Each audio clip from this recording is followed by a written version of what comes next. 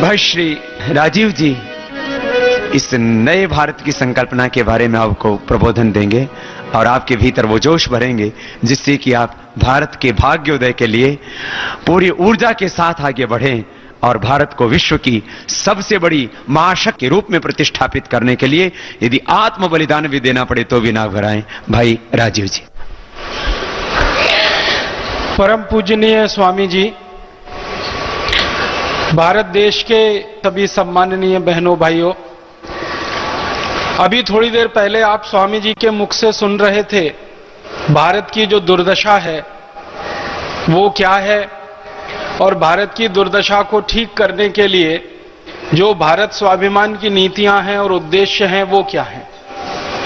मैं आपसे ये बात करना चाहता हूं कि क्या ये भारत स्वाभिमान की जो नीतियां और उद्देश्य हैं ये सफल होंगी? क्या ये भारत स्वाभिमान का अभियान सफल होगा? क्या भारत का भाग्योदय होगा? अक्सर हम सब कार्यकर्ताओं के मन में समय समय पर यह प्रश्न उठता रहता है, आपस में हम चर्चा करते रहते हैं, एक दूसरे से शंका की दृष्टि से पूछते रहते हैं कि क्या ये अभियान सफल हो जाएगा? क्या हम जो इच्छा करते हैं वैसा भारत बन पाएगा? क्या हमारे सपनों का भारत हम अपने जीते जी देख पाएंगे? मन में अक्सर ऐसा आता है। मैं आपको दुनिया के कुछ देशों के उदाहरण देकर यह बात समझाने की कोशिश करूंगा कि यह अभियान सफल होगा और यह अभियान क्यों सफल होगा, कैसे सफल होगा। दुनिया के अन्य देशों में ऐसे अभियान जब जब चले हैं तो वो कैसे चले हैं, क्यों सफल हुए हैं और किस ऊंचाई तक वो पहुंचे हैं। भारत स्वाभिमान का जो अभियान अपने भारत में परम पूजनीय स्वामी जी के नेतृत्व में जो शुरू हुआ है, ये अभियान भारत की दशा को और दिशा को ठीक करने वाला है।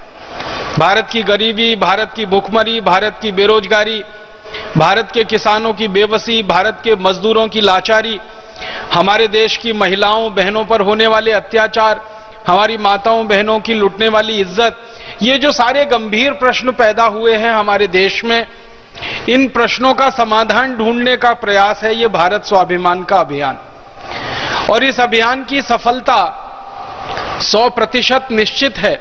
ये अभियान पूरी तरह से सफल होगा। और यह अभियान पूरी तरह से सफल क्यों होगा? क्योंकि ऐसे अभियान दुनिया के जिस जिस देश में जब जब चले हैं तो पूरी तरह से सफल हुए हैं। बस प्रश्न इतना है कि करने वालों का संकल्प कितना बड़ा है। अभियान उतनी जल्दी सफल हुए हैं। करने वालों का संकल्प जितना बड़ा है, अभियान उतनी तेजी से सफल हुए हैं।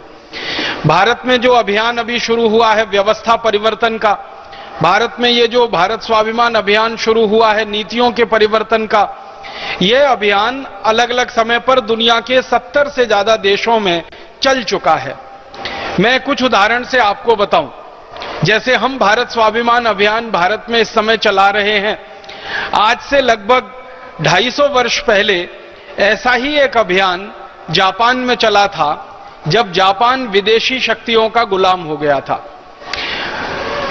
16वीं शताब्दी में जापान के एक राजा से छोटी सी गलती हो गई और वो गलती ये हुई कि उसने हॉलैंड के देश की एक व्यापारी कंपनी को व्यापार करने के लिए जापान में लाइसेंस दे दिया। जापान का एक बहुत बड़ा शहर है, उसका नाम है नागासाकी। आप जानते हैं ये नागासाकी वो शहर है जिसके ऊपर अमेरिका ने परमाणु बम गिराया था सन 1945 में, दूसरे विश्व युद्ध की समाप्ति पर। एक और शहर है नागासाकी नजदीक में हिरोशिमा, वहां भी एटम बम गिराया गया था 6 अगस्त और 9 अगस्त 1945 को। तो नागासाकी नाम के शहर में 16वीं शताब्दी में 1600 के आसपास एक डच कंपनी को व्यापार करने का लाइसेंस मिल गया। वो कंपनी नागासाकी में घुस गई, धीरे धीरे उसका व्यापार शुरू हुआ, मुनाफा उनको वहां मिलने लगा, तो कुछ और डच कंपनियां वहां घुस गईं। फिर ये डच लोगों की मदद से स्पेनिश लोग वहां पहुंच गए, फिर उनकी मदद से कुछ फ्रांसीसी लोग पहुंच गए, फिर पीछे से अंग्रेज पहुंच गए और अंत में वहां अमरीकी भी पहुंच गए। 1858 तक आते आते जापान की ये हालत हो गई कि जो जापान 16वीं शताब्दी तक संपूर्ण स्वदेशी और स्वावलंबी था, वो 1858 तक आते आते दुनिया के ये 5-6 देशों की गुलामी में फंस गया। जापान का एक इलाका अमेरिका ने कब्जे में ले लिया, एक इलाके पे ब्रिटेन का कब्जा हो गया, कुछ इलाके पे डच लोग काबिज हो गए, हॉलैंड वासी काबिज हो गए, कुछ इलाके में स्पेनिश लोग काबिज हो गए। ऐसे अलग अलग देशों ने जापान के अलग अलग हिस्सों पे कब्जा कर लिया। आप जानते हैं कि जापान एक ऐसा देश नहीं है जैसे भारत है। जापान छोटे छोटे टापुओं में बसा हुआ देश है, द्वीप समूहों में बसा हुआ देश है। जैसे अभी हमारे यहां कुछ भाई बहन आए हैं अंडमान निकोबार से। अंडमान निकोबार एक द्वीप समूह है। पूरा जापान देश अंडमान निकोबार जैसे सैकड़ों द्वीप समूहों का मिला हुआ देश है। वो पूरी तरह से मैदानी भूमि नहीं है, तो वहां छोटे छोटे द्वीप समूहों पर विदेशियों के कब्जे हो गए। कुछ द्वीप समूह हॉलैंड वासियों के कब्जे में, कुछ ब्रिटेन के, कुछ अमेरिका के, कुछ फ्रांस के और कुछ स्पेन के, और पूरे जापान में ये गुलामी आ गई। जापान में हर वस्तु इन देशों की बिकने लगी। अंग्रेजी वस्तुएं बिकने लगी, हॉलैंड वालों की वस्तुएं वहां बिकने लगी, फ्रांसीसी वस्तुएं, अमरीकी वस्तुएं, सारे दूसरे देशों की वस्तुएं जापान में बिकने लगी। और जापान के अपने जो उद्योग धंधे चला करते थे वो धीरे धीरे उजड़ते गए, खत्म होते गए। 16वीं शताब्दी तक जापान में छोटे छोटे हजारों लाखों उद्योग चलते थे। इन विदेशियों ने आकर जापान की भूमि के छोटे स्वदेशी उद्योगों को खत्म कर दिया और विदेशी वस्तुओं का बोलबाला पूरे जापान में बढ़ता ही चला गया। तब जापान में क्रांति हुई और उस क्रांति की शुरुआत 1858 से हुई। 1858 में मेजी नाम का एक व्यक्ति जापान में निकला। जैसे हमारे देश में इस समय हम परम पूजनीय स्वामी जी को देखते हैं भारत स्वाभिमान के नेतृत्व के रूप में, सेनापति के रूप में, ऐसे ही जापान में एक व्यक्ति का उदय हुआ। उसका नाम था मेजी। 1858 में उसने जापान को संगठित करना शुरू किया और जापान के लोगों को ये एक विचार उसने देना शुरू किया कि जापान की गरीबी, जापान की भूखमरी, जापान की बेरोजगारी, जापान की आर्थिक मारामारी, ये जितनी खराबी जापान में आई है ये विदेशियों के जापान में आने से शुरू हुई है। इन विदेशियों के जापान में आने से पहले का जापान बहुत अच्छा जापान था। जैसे भारत में अंग्रेजों के आने के पहले का भारत बहुत अच्छा भारत था, वैसे ही विदेशियों के जापान में प्रवेश करने के पहले का जापान बहुत अच्छा, बहुत सुंदर, बहुत समृद्धशाली, स्वावलंबी, स्वदेशी जापान था। मेजी की इन बातों को जापान के लोगों ने सुना। धीरे धीरे लोगों में एक विचार पनपने लगा। तो लोग पूछने लगे कि आखिर हमारी इस विदेशी गुलामी से हमको मुक्ति कैसे मिलेगी। तो वो जो मेजी नाम का नेता था जापान का, जो बाद में जापान का राजा बना, शासक बना, एक तरह से राष्ट्रपति बना, उसने लोगों को समझाना शुरू किया कि बहुत आसान काम है। जापान को अगर इन विदेशियों की ताकत से आजाद कराना है तो इन विदेशियों की बिकने वाली जो वस्तुएं जापान में हैं, सबसे पहले इनका बहिष्कार करो ताकि इन विदेशियों को आर्थिक मदद हमारे देश से जो मिल रही है वो बंद हो जाए। और जब इन विदेशियों को जापान से मिलने वाली आर्थिक मदद बंद हो जाएगी तो इन विदेशियों का जापान में रहने का दूसरा कोई लालच नहीं है, वो यहां से छोड़कर अपने आप चले जाएंगे। इनको आर्थिक ताकत जो हम दे रहे हैं वही इनको जापान में टिकाए हुए है। लोगों की समझ में ये स्वदेशी की बात आ गई और जापान में एक जबरदस्त स्वदेशी आंदोलन शुरू हो गया। परिणाम क्या हुआ? जापान के नागरिकों ने अमेरिकी वस्तुओं का बहिष्कार करना शुरू किया। जापान के नागरिकों ने अंग्रेजी वस्तुओं का बहिष्कार करना शुरू किया। जापान के नागरिकों ने हॉलैंड की, डच वस्तुओं का बहिष्कार करना शुरू किया। जापानी नागरिकों ने फ्रांसीसी वस्तुओं का बहिष्कार करना शुरू किया। उसी समय क्या हुआ कि जब ये जापानी लोग विदेशी वस्तुओं का बहिष्कार कर रहे थे तो अमेरिका में, फ्रांस में और ये ब्रिटेन में और ये हॉलैंड में खलबली मच गई। इन देशों में खलबली ये मच गई कि जापान में अगर ये स्वदेशी आंदोलन चल गया और सफल हो गया तो जापानी लोग तो आजाद हो जाएंगे, हमारी गुलामी से बाहर चले जाएंगे, फिर हमारे लिए इतना बड़ा बाजार जो जापान का है ये निकल जाएगा, तो हमें कुछ करना चाहिए। तो इन सब देशों ने मिलकर जापान को डराना शुरू किया, धमकाना शुरू किया। इन देशों ने जापान के ऊपर हमले करना शुरू किया। ये 4-5 देशों की सेना मिलकर जापान के ऊपर चढ़ बैठी और मेजी के सहयोगियों को दबोचना इन्होंने शुरू किया और इस तरह से संघर्ष की स्थिति जापान में बनना शुरू हो गई। एक समय ऐसा आया कि जापान में स्वदेशी आंदोलन के जो समर्थक लोग थे और एक समय ऐसा आया कि ये स्वदेशी आंदोलन के सहयोगी लोग जो थे ये विदेशियों की सेना के सामने सैनिक युद्ध में हारने लगे। सैनिक युद्ध में ये हारने क्यों लगे? क्योंकि जापान के पास उस समय इतनी ताकतवर सेना नहीं थी जितनी ताकतवर सेना इन 5 देशों की थी। आप सोचिए 5 देश एक तरफ और जापान अकेला एक तरफ, पांचों देशों की सेना एक तरफ, जापान छोटा सा टापुओं का देश वो एक तरफ। तो जापान के लोग सैनिक युद्ध में तो हारने लगे लेकिन उनके मन में जो युद्ध चल रहा था वो बहुत ताकतवर था और जापानियों ने यह तय कर लिया था कि अगर हम सैनिक रूप से हार गए और मान लो इन विदेशियों का कब्जा हमारे ऊपर फिर से हो गया तो भी हम अपने जीवन में इन विदेशियों की तो कोई वस्तु का उपयोग नहीं करेंगे, भले ही हमें भूखे मर जाना पड़े या बिना उस वस्तु के रह जाना पड़े। आपको सुनकर बहुत हैरानी होगी, बहुत आश्चर्य होगा कि जापान के लोगों ने उस जमाने में अपने यहां खाने पीने की वस्तुएं जो बहुत कम पैदा होती थी विदेशों से लेना बंद कर दिया। अमेरिका से आया हुआ संतरा, अमेरिका से आया हुआ सेब जापान के लोगों ने खाना बंद कर दिया। विदेशों से आए हुए चावल और चीनी को जापानियों ने पूरा बहिष्कार करना शुरू कर दिया। एक एक वस्तुओं का पूरे देश में बहिष्कार होता गया और धीरे धीरे जापान के लोगों ने सैनिक युद्ध में हारने के बाद भी स्वदेशी के युद्ध में जीतना शुरू कर दिया। एक बहुत रोचक बात मैं आपको बताना चाहता हूं कि जब यह स्वदेशी आंदोलन जापान में चल रहा था तब उसमें जो स्वदेशी का अभियान चलाने वाले लोग थे इन लोगों ने मिलकर एक फैसला किया कि जैसे बड़े बड़े अमेरिका, ब्रिटेन, फ्रांस और ये हॉलैंड देशों की कंपनियां आकर जापान में व्यापार कर रही हैं और जापान की अर्थव्यवस्था पर कब्जा कर रही हैं, तो क्यों नहीं जापान के लोग मिलकर जापान की छोटी छोटी या बड़ी बड़ी स्वदेशी कंपनियां बनाएं और उनको आगे बढ़ाएं ताकि वो कंपनियां विदेशी कंपनियों से टक्कर ले सकें और जापान में जिन सामानों की जरूरत है उस सामान का उत्पादन करके लोगों को दे सकें। तो सबसे पहली जो जापान की स्वदेशी कंपनी बनी, जो स्वदेशी आंदोलन के गर्भ में से पैदा हुई, उसका नाम है मित्सुबिशी। आपने मित्सुबिशी का नाम सुना होगा। यह जापान की सबसे बड़ी कंपनियों में एक है और जापान की यह सबसे बड़ी स्वदेशी कंपनियों में एक है। जैसे हम भारत में बात करते हैं ना, टाटा सबसे बड़ी स्वदेशी कंपनियों में एक है, वैसे जापान में मित्सुबिशी सबसे बड़ी स्वदेशी कंपनियों में एक है। यह मित्सुबिशी कंपनी का जन्म हुआ स्वदेशी आंदोलन में से।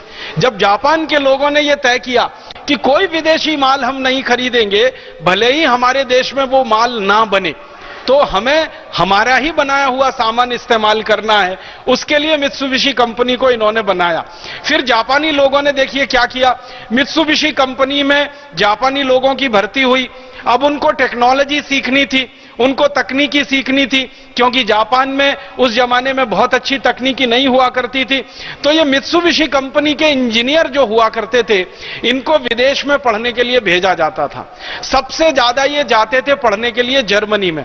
जर्मनी में जाकर ये मित्सुबिशी कंपनी के इंजीनियर तैयार होते थे, पढ़कर वापस आते थे और जापान के लोगों के लिए टेक्नोलॉजी बनाते थे।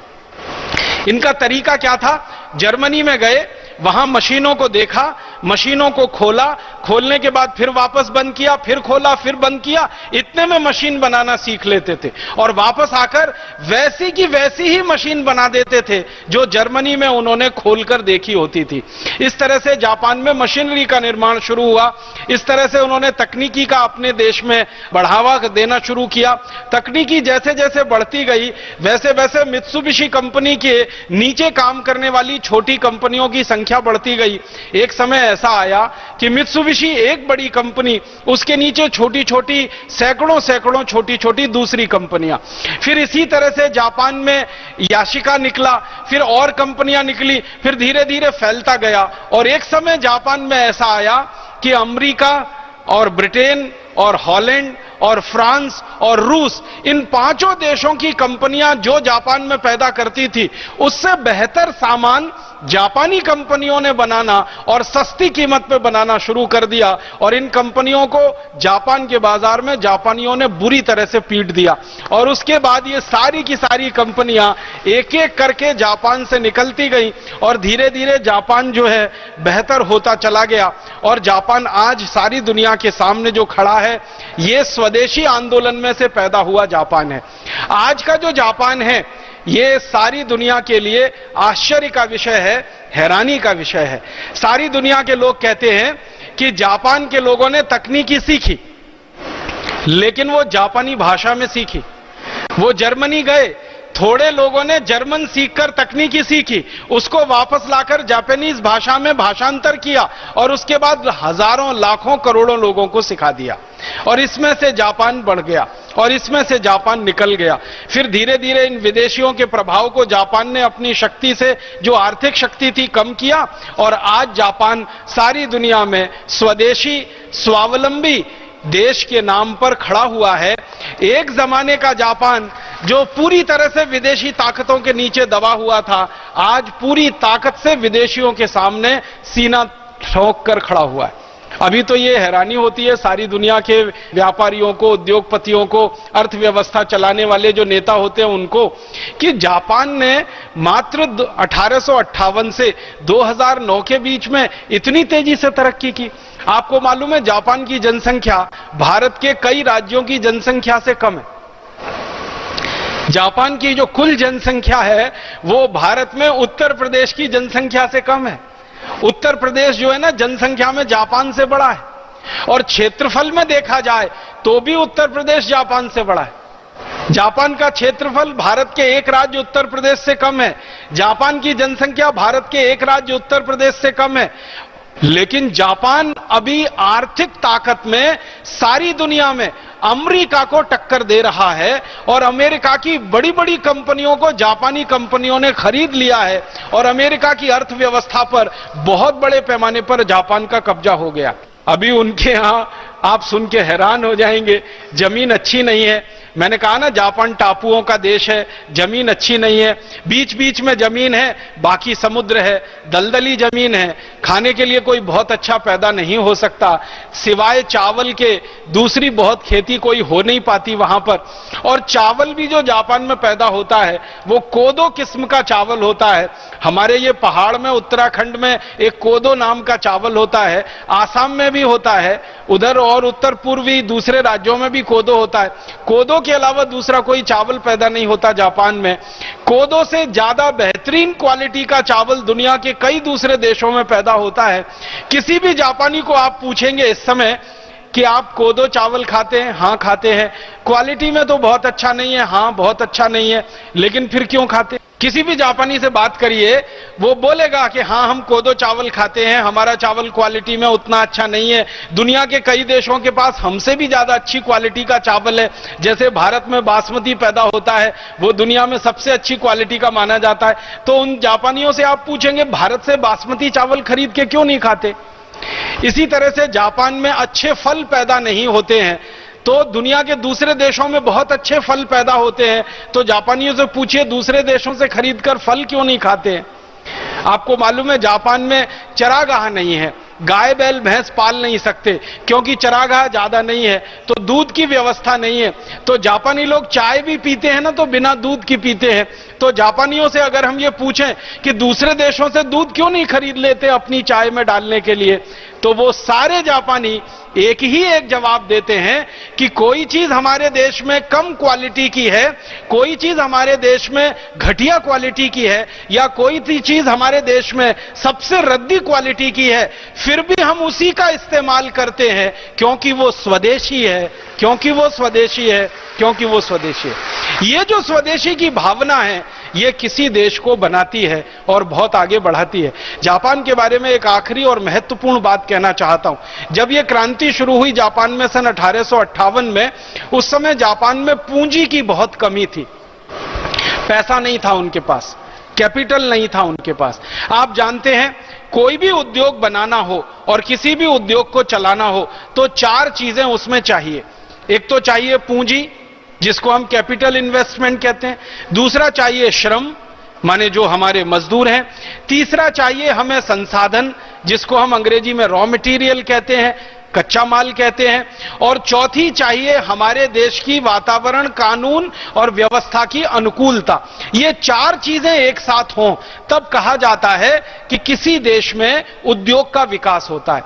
अब जापान की कमनसीबी देखिए कि जापान ने जब ये क्रांति शुरू की, स्वदेशी क्रांति, और उन्होंने विदेशियों के कब्जे से अपने देश को आजाद कराने की मुहिम चलाई, उस समय जापान में कुछ नहीं था, उनके पास संसाधन नहीं थे। जापान में अगर प्राकृतिक संसाधन आप देखेंगे ना, तो दो तीन चीजें ही उनके देश में हैं जो पैदा होती हैं। एक तो कोयला पैदा होता है, भरपूर मात्रा में जापान में कोयला पैदा होता है, जो प्रकृति ने उनको दिया है, ईश्वर ने उनको दिया है। दूसरा, जापान में बहुत बड़े पैमाने पर सिल्क का उत्पादन होता है, हजारों वर्षों से होता है। तो सिल्क और कोयले को छोड़कर 1858 में तो जापान के पास कुछ उत्पादन भी नहीं था। दो ही चीजें होती थी, या तो कोयला होता था या तो सिल्क उनके पास होता था। दूसरे रॉ मटेरियल उनके पास नहीं थे, पूंजी उनके पास नहीं थी। तो पूंजी नहीं थे, रॉ मटेरियल नहीं थे, और विदेशियों की गुलामी में पूरा देश था, तो कानून और न्याय और सारी व्यवस्थाएं उनके अनुकूल नहीं थी। जापानियों के पास एक ही चीज थी। जब भी किसी जापानी अर्थशास्त्री को आप ये पूछेंगे कि 1858 की आपकी क्रांति सफल कैसे हुई, आपके पास तो कुछ नहीं था, न पूंजी थी, न संसाधन थे, न रिसोर्सेस थे आपके पास, न अनुकूल वातावरण था, न कानून व्यवस्था आपके हाथ में थी, फिर भी जापान को आपने ऐसा बना लिया। तो वो सारे के सारे अर्थशास्त्री, समाजशास्त्री जापान के एक ही जवाब देते हैं, हमारे पास कुछ नहीं था, लेकिन हमारे पास आत्मविश्वास था, हमारे पास सेल्फ कॉन्फिडेंस था कि हम हमारे देश को आजाद कराएंगे विदेशियों से और एक दिन दुनिया का सर्वश्रेष्ठ देश बनाएंगे। बस इसी आत्मविश्वास ने हमको सब कुछ दे दिया, हमारे पास कुछ नहीं था। आप सोचिए कितनी बड़ी बात है। जिस देश के पास कुछ ना हो, प्राकृतिक संसाधन ना हो, कुछ ना हो, वो देश आत्मविश्वास के सहारे, अपनी ताकत के सहारे कितनी दूरी चलता है और कहां पर आकर खड़ा होता है। एक छोटा सा उदाहरण देके ये खत्म करूंगा, फिर दूसरे देश की कहानी सुनाऊंगा। जापान में जब ये मित्सुबिशी कंपनी बनी तो कंपनी के सामने भी यही संकट था, पूंजी नहीं है। कंपनी का फॉर्मेशन तो हो गया, कई आत्मविश्वासी जापानियों ने मिलकर कंपनी तो बना ली, लेकिन पूंजी कहां से लाएं कंपनी चलाने के लिए? तो जापान के जो कंपनी में काम करने वाले कर्मचारी थे ना, इन्होंने एक संकल्प लिया कि हम कहीं से बाहर से भीख मांगेंगे नहीं, किसी से उधार लेंगे नहीं, किसी से कर्ज लेंगे नहीं, और फिर भी हम इस कंपनी को आगे लेके जाएंगे और चलाएंगे। तो इन लोगों ने पता है रास्ता क्या निकाला? इन्होंने रास्ता यह निकाला कि पूंजी तो पैदा हो सकती है अगर अतिरिक्त श्रम हमारे पास हो। यह अर्थशास्त्र का एक सिद्धांत है कि अगर सरप्लस लेबर आपके पास है तो सरप्लस लेबर से आप पूंजी को पैदा कर सकते हैं। तो जापानी जो कारीगर होते थे, जापानी जो मजदूर होते थे, उन्होंने कंपनी में काम करना शुरू किया। तो पता है उनको एक दिन में 6 घंटे का काम करना पड़ता था। उन्होंने कहा हम 12 घंटे काम करेंगे और तनख्वाह उतनी ही लेंगे, पगार उतनी ही लेंगे, वेतन उतना ही लेंगे। 6 घंटे का वेतन लेंगे, 12 घंटे काम करेंगे।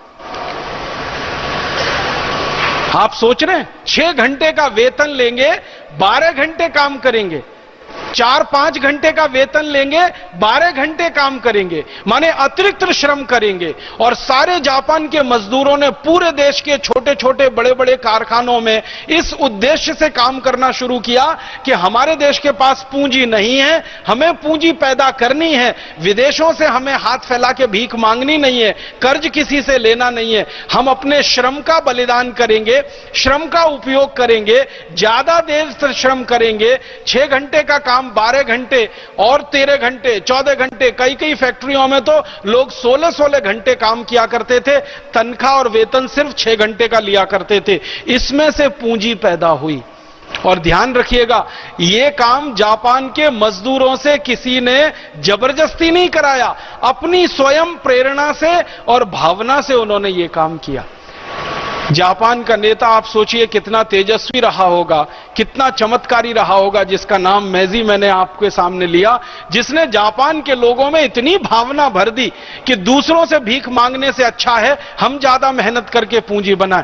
तो 6 घंटे का वेतन लेके 12 घंटे, 14 घंटे, 16 घंटे काम किया और इसमें से मित्सुबिशी कंपनी ने पूंजी पैदा की और उस पूंजी को फिर उन्होंने गुणात्मक रूप से मल्टीप्लाई किया और धीरे धीरे जापान आज दुनिया में सबसे ज्यादा तरल पूंजी वाला देश बन गया। अभी सारी दुनिया के अर्थशास्त्री ये कहते हैं कि अमेरिका के बाद दुनिया में किसी देश के पास सबसे ज्यादा तरल पूंजी है, जिसको लिक्विडिटी कहते हैं, वो जापान के पास ही है। और अमेरिका की बड़ी बड़ी बैंकें जापान के कब्जे में हैं। अमेरिका की बड़ी बड़ी फाइनेंशियल कंपनियां अमेरिका में, जापान के कब्जे में है। और इस समय अमेरिका की हालत तो बहुत खराब हो चुकी है। अगर आपको एक वाक्य में मैं कहूं कि अमेरिका के डिपार्टमेंटल स्टोर्स पर चीन का कब्जा है और अमेरिका की फाइनेंशियल जो बैकबोन है, जो उनकी रीढ़ की हड्डी है वैयक्तिक और आर्थिक रूप से, उस पर पूरी तरह से जापान का कब्जा है। तो ऐसा जब स्वदेशी आंदोलन किसी देश में चलता है तो कहां से कहां किसी देश को ले जाता है। आज जापानियों को गर्व है इस बात पर कि वो जापानीज भाषा में काम करते हैं, सारी शिक्षा जापानीज में होती है, जापान की वस्तुओं का उपयोग करते हैं, जापानी सभ्यता और संस्कृति को 1 इंच भी उन्होंने नहीं छोड़ा है। जापानी संस्कृति में आपको 2-3 उदाहरण देता हूं। ज्यादा पवित्र जाता है जमीन पर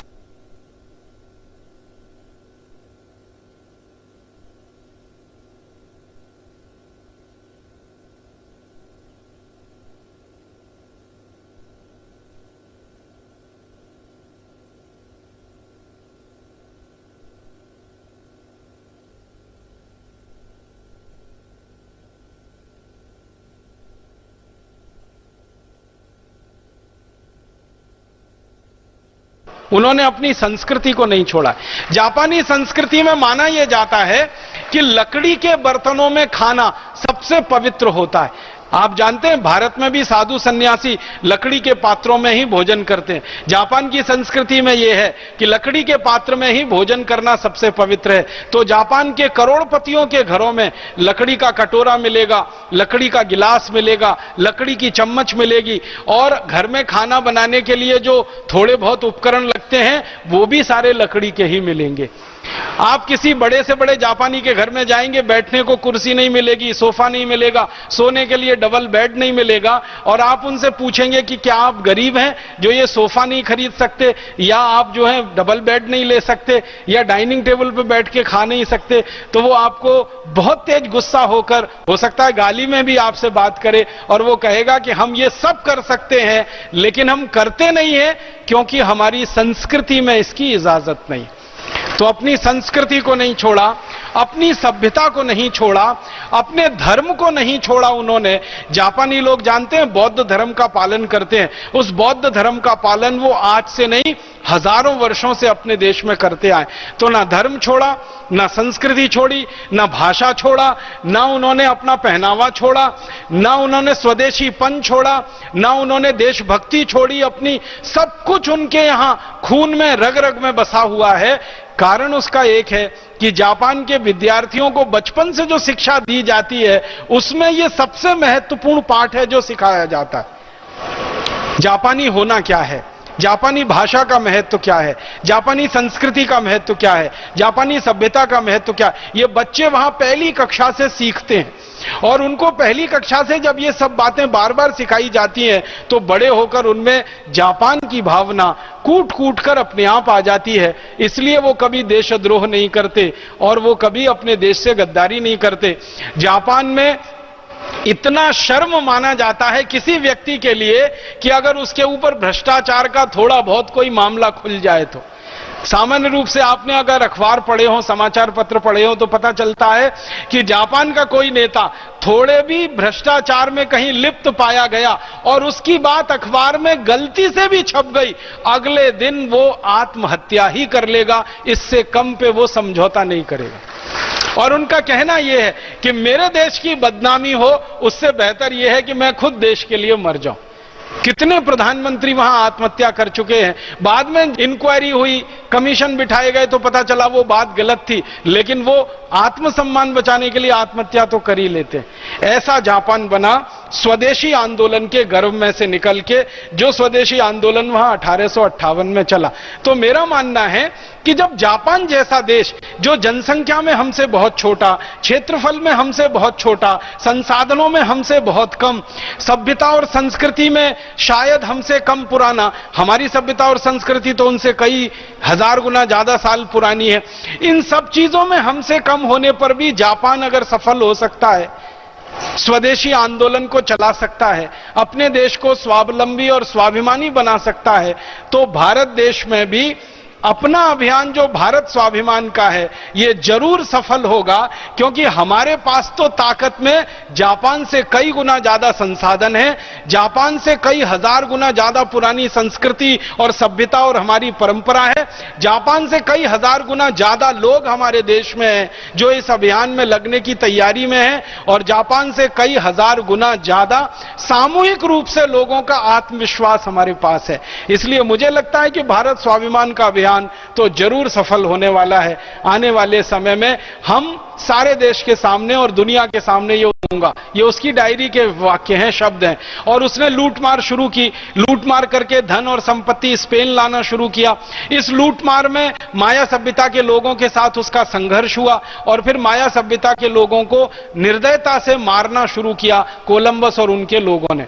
अगर आप पूछेंगे कि ये स्पेनिश लोगों ने अमेरिका में जब लूटपाट की तो कितने लोगों को मारा होगा, ब्रिटिश लोगों ने जब अमेरिका में लूटपाट की तो कितने लोगों को मारा होगा, तो अमेरिका के इतिहासकार बताते हैं कि लगभग 11 करोड़ अमेरिकी मूल नागरिकों को स्पेनिश और ब्रिटिश लोगों ने खत्म कर दिया, मार डाला, हमेशा के लिए मौत की नींद में सुला दिया। 11 करोड़, आप सोच सकते हैं, 11 करोड़ की जनसंख्या को हमेशा के लिए मार डाला। ये इतनी हत्या, इतनी हिंसा, इतनी बर्बरता स्पेनिश और ब्रिटिश लोगों ने अमेरिका में की। तो काफी समय तक स्पेन का गुलाम था अमेरिका, बाद में ब्रिटेन का गुलाम हो गया अमेरिका। और ब्रिटेन ने जब कब्जा कर लिया अमेरिका पर, तो अमेरिका में ब्रिटेन की एक ही नीति थी, लूट लूट कर सारा धन इकट्ठा करो और ब्रिटेन में लेके जाओ। तो ब्रिटेन की सरकार जब चलती थी अमेरिका में, तो ये अमेरिका के नागरिकों के ऊपर जब चाहे तब टैक्स बढ़ाती रहती थी। एक बार ऐसा हुआ, सन 1765 में ब्रिटिश गवर्नमेंट ने, ब्रिटिश सरकार ने अमेरिका के नागरिकों पर बहुत ज्यादा टैक्स बढ़ा दिया। आप जानते हैं जैसे भारत में अंग्रेज टैक्स लेते थे, ब्रिटिश गवर्नमेंट टैक्स लेती थी, वैसे ही अमेरिका के लोगों पर भी ब्रिटिश गवर्नमेंट ने, ब्रिटिश सरकार ने टैक्स लेना शुरू कर दिया और बहुत अधिक मात्रा में टैक्स लगा दिए। परिणाम क्या हुआ, अमेरिकी लोग परेशान हो गए। परेशानी क्या होती है, जब नागरिकों पर टैक्स ज्यादा लगाए जाते हैं तो सबसे पहला दुष्परिणाम आता है कि नागरिक गरीब होना शुरू हो जाते हैं। सरकार तो अमीर होती जाती है, सरकार को तो पैसा मिलता जाता है टैक्स से, लोग गरीब होते जाते हैं। तो अमेरिका में गरीबी आना शुरू हो गई। फिर अमेरिका के किसानों पर जबरदस्ती टैक्स लगाए गए, फिर अमेरिका के किसानों में गरीबी आना शुरू हो गई। फिर मजदूर और किसान जब दोनों गरीब होने लगे तो अमेरिका के जो उद्योग चलते थे उन पर टैक्स लगाना शुरू कर दिया और उद्योगों की हालत धीरे धीरे खराब होने लगी। तो अमेरिका के लोगों में भयंकर असंतोष पैदा हुआ। असंतोष दो तरह का था, एक तो अंग्रेज सरकार उनके ऊपर जुल्म करती है, ज्यादती करती है, अत्याचार करती है, दूसरा उनके सारे धन और संपत्ति को टैक्स के रूप में लूट लूट कर लंदन लेके जाते हैं। तो अमेरिका में एक व्यक्ति निकला, उस व्यक्ति का नाम था जॉर्ज वॉशिंगटन। उस जॉर्ज वॉशिंगटन नाम के व्यक्ति ने अमेरिका में घूम घूम कर लोगों को यह समझाना शुरू किया कि देखो, पहले स्पेनिश लोगों ने हमको गुलाम बनाया और उन्होंने हमको लूटा लगभग 300 साल तक। अब इन अंग्रेजों ने हमको गुलाम बना रखा है और ये लूट लूट कर सारा धन इंग्लैंड में लेके जा रहे हैं। हम गरीब होते जा रहे हैं, हमारे किसान गरीब होते जा रहे हैं, हमारे उद्योग धीरे धीरे बंद हो रहे हैं क्योंकि हमारे उद्योगों पर ज्यादा टैक्स लगा दिए हैं अंग्रेजों ने। तो अब हम कितने दिन तक ये बर्दाश्त करेंगे, कितने दिन हम इसको चलते रहने देंगे? कभी ना कभी तो हमें आजादी पानी होगी, इन अंग्रेजों को अपने देश से भगाना होगा। ये विचार लेकर जॉर्ज वॉशिंगटन नाम का एक व्यक्ति निकला, गांव गांव घूमा।